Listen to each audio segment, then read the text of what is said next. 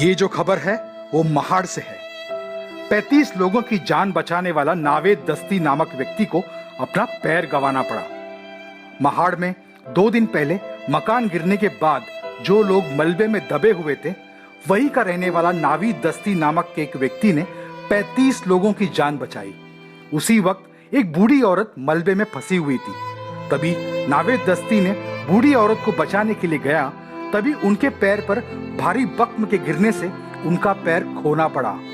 महाड़ में सही ढंग से इलाज न होने के कारण नवी मुंबई के नेरुल में अपोलो हॉस्पिटल में लाना पड़ा। उनका पैर में ज्यादा चोट के कारण पैर काटना पड़ा। अभी उनका इलाज चल रहा है।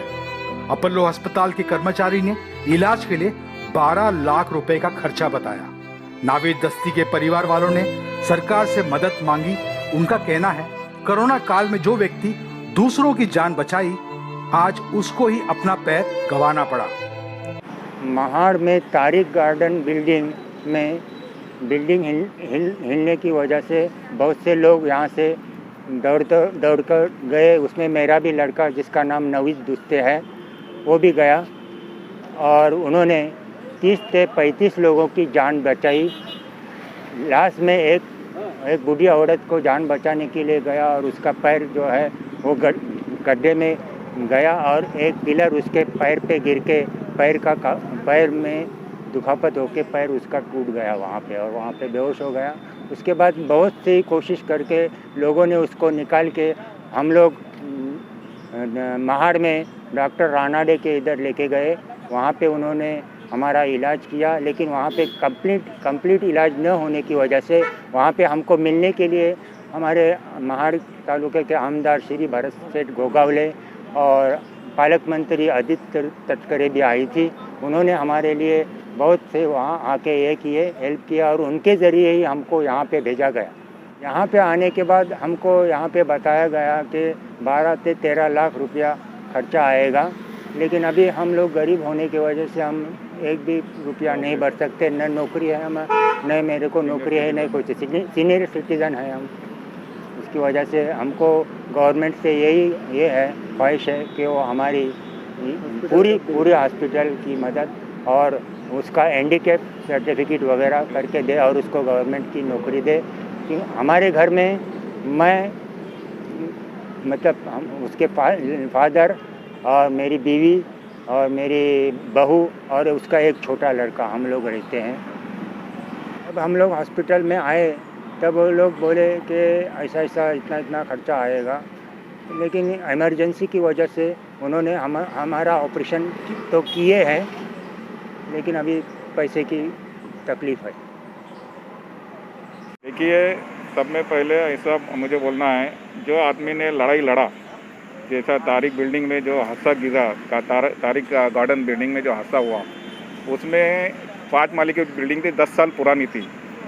10 साल पुरानी होते हुए भी वो बिल्डिंग कोलैप्स हो गई। और वो जब ये हमारे नवीद दूसरे को मालूम पड़ा कि बिल्डिंग कोलैप्स हो गई है, तो अपनी जान की परवाह न करते हुए वो जल्दी से भागा और उसका पहला जो कर्तव्य था कि लोगों की जान बचाना, तो उसने वो जान बचाने के लिए खुद को मौत के कुएं में डाल दिया उसने और 30 से 40 लोगों को उसने बचाया। जब बचाते वक्त उसने, जब आखिरी एक लेडीज़ थी, उसको बचाते वक्त बिल्डिंग का जो प्लेयर था बड़ा, उसके पैर के ऊपर गिरा, उसके पैर को डैमेज किया।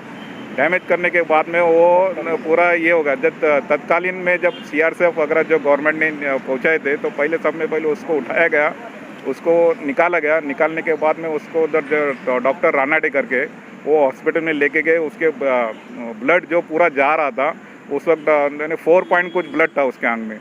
जैसा कोविड योद्धा में जो योद्धा बोला जाता है, वैसा ये बिल्डिंग जो गार्डन गिरी, उसमें वो एक योद्धा था, लड़ाकू था। जैसा एक आर्मी वगैरह लोग जवान देते हैं अपने देश के लिए, वैसे उसने अपने लिए, अपने घर पूरे उधर के रहने वालों के लिए उसने सहायता की।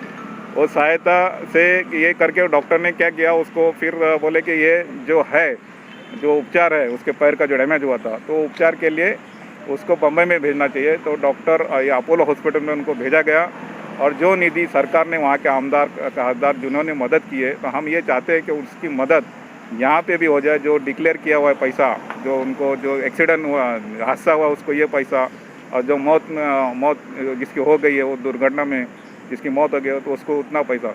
तो हम ये चाहते हैं कि अभी उनको उनके वालिद को जो रिटायर्ड है और 60 इयर्स के वो बेयर नहीं कर सकते, उनको कुछ अप्रॉक्सीमेटली 12 लाख का कुछ बिल आया हुआ। तो उसमें सरकार की मैं उनसे आग्रह करता हूँ, सबसे मैं मुख्यमंत्री साहब से भी आग्रह करता हूँ, सबसे आग्रह करता हूँ कि इधर आके उनको थोड़ा सा कुछ मदद करे ताकि उनको सहायता हो जाए और इन फ्यूचर के लिए उनका जो उनके ऊपर पूरा डिपेंड है, उनकी मम्मी उनके डैडी जो आज 60-70 साल के हो गए हैं और एक लड़का है उनको और उनकी बीवी, तो उनको पालने वाला यही आदमी था, तो उनका फ्यूचर भी कुछ ब्राइट हो जाए। तो इसके लिए सरकार ने एक तो हॉस्पिटल का बिल और उसके साथ साथ में उसको नौकरी बिरकी की कुछ सहायता करे, ऐसे हमारी सबसे नम्र विनंती और दरख्वास्त है कि उनको कुछ मदद करें। जब यहाँ पे लाया तो उसके इसमें ब्लड कम था, डॉक्टर ने बोला कि इसका जब तक पैर नहीं काटेंगे तो उसका इंस्पेक्शन बढ़ेगा और इंस्पेक्शन बढ़ने के बाद उसकी कुछ अलग साइड इफ़ेक्ट हो सकते हैं। तो इसके लिए इन्होंने उनके वालिद साहब ने बोले कि उनका जो आप डिसीजन लेके हमारे लोगों को मंजूर है और उसका फिर उनका पैर काटा गया। जब ये बिल्डिंग गिरी आप किसके जिम्मेदार ठहराते हैं? ये जिम्मेदार गिरी तो जिसने भी बनाया होगा, यानी जो समझो बिल्डर है या जिसको गवर्नमेंट एनओसी देती है, जब बिल्डिंग बनती है सब एनओसी हर टाइम ऐसा उनको मैं जिम्मेदार ठहराता हूँ। करना चाहेंगे कि जो वहाँ पे निधि अलाउंस है और इनके सामने अभी जो बड़ा पहाड़ है बच्चे का, उसके साथ साथ में इनको जैसा हॉस्पिटल का 12 लाख रुपये ये भर नहीं सकते। इसके लिए हम आजीज़ाना दरख्वास्त करते हैं कि उनके हॉस्पिटल का चार्ज और उनका फ्यूचर बनाने के लिए, क्योंकि उसके पीछे और कोई नहीं, उनको एक ही लड़का, वो लड़के के हिसाब से इनके पीछे अभी वो लड़के के पीछे 4 आदमी खाने वाले, कैसा खाएंगे, बच्चे का फ्यूचर कैसा ब्राइट होगा। इसके लिए उनको कुछ सहायता करना चाहिए सरकार, ऐसी हमारी दरख्वास्त। सगळ्यांनी माझ्यासाठी दुआ करा। बेस आहे मी। Manoj Singh, bureau chief, NSE news, Navi Mumbai.